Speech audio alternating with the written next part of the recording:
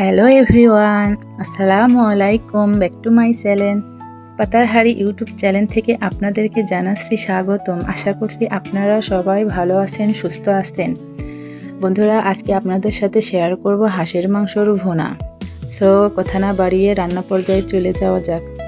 এ পর্যায়ে দেখতে পাচ্ছেন বন্ধুরা, ফ্রাই প্যানে কিছু পেঁয়াজ বাটা, 1 চা চামচ আদা বাটা, 1 চা চামচ রসুন বাটা অ্যাড করে দিয়েছি। এই পর্যায়ে দেখতে পাচ্ছেন হাফ কাপ পরিমাণে আমি তেল দিয়েছি। দিয়ে এগুলাকে ভালোভাবে নেড়ে চেড়ে মিশিয়ে নেব।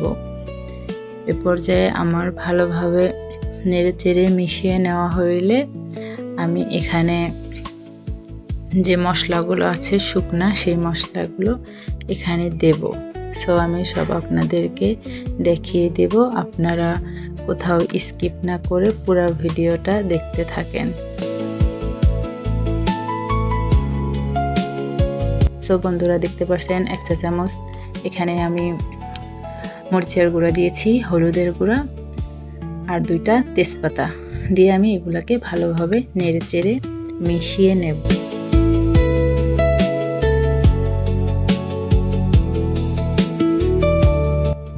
আমি এখানে বন্ধুরা পেঁয়াজটা ব্লেন্ড করে দিয়েছি। আপনারা চাইলে 1 কাপ পরিমাণে এখানে পেঁয়াজ কুচিও দিতে পারেন।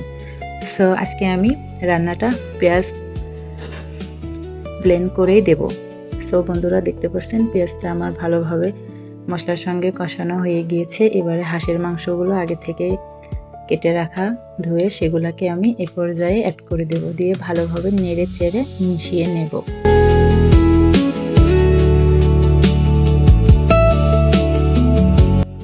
বন্ধুরা, দেখতে পাচ্ছেন আমি ভালোভাবে একটা খুন্তির সাহায্যে নেড়ে চেড়ে মিশিয়ে নিচ্ছি। আপনারা সবসময় হাঁসের মাংস রান্না করতে যখন ধরবেন তখনই আপনারা ভালোভাবে মাংসটা কষিয়ে নেবেন। এ পর্যায়ে আমি স্বাদ মতো লবণ দিলাম। লবণটা আপনাদের স্বাদ মতো আপনারা অ্যাড করবেন।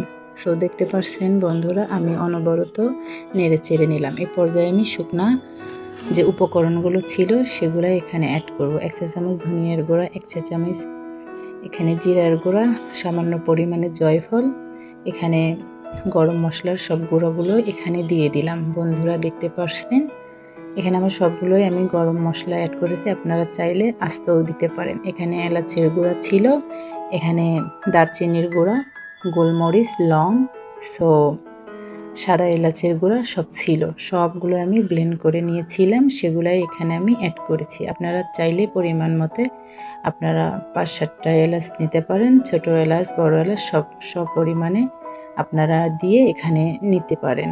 সো বন্ধুরা, দেখতে পাচ্ছেন আমি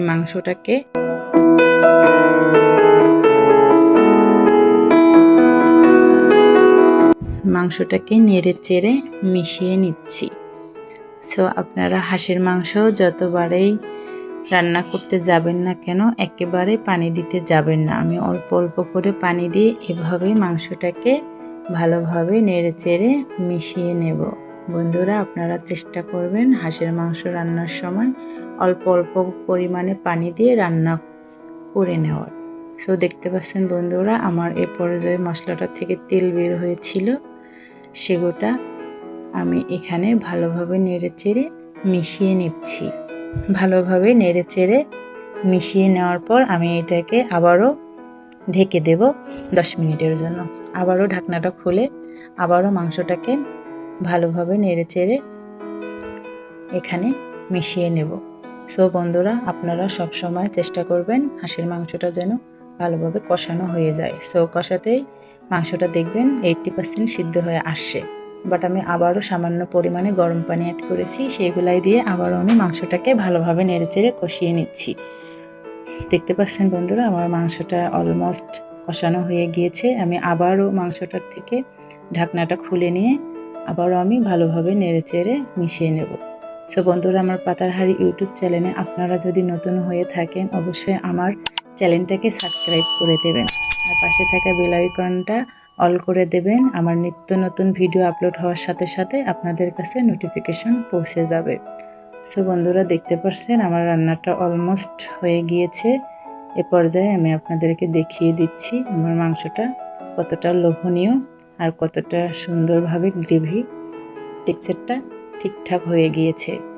সো বন্ধুরা, যারা আমার চ্যানেলটা ফেসবুক থেকে দেখছেন নতুন, তারা অবশ্যই ফেসবুক পেজটা ফলো দিয়ে রাখবেন। সো বন্ধুরা, ভিডিও এই পর্যন্ত। আল্লাহ হাফেজ।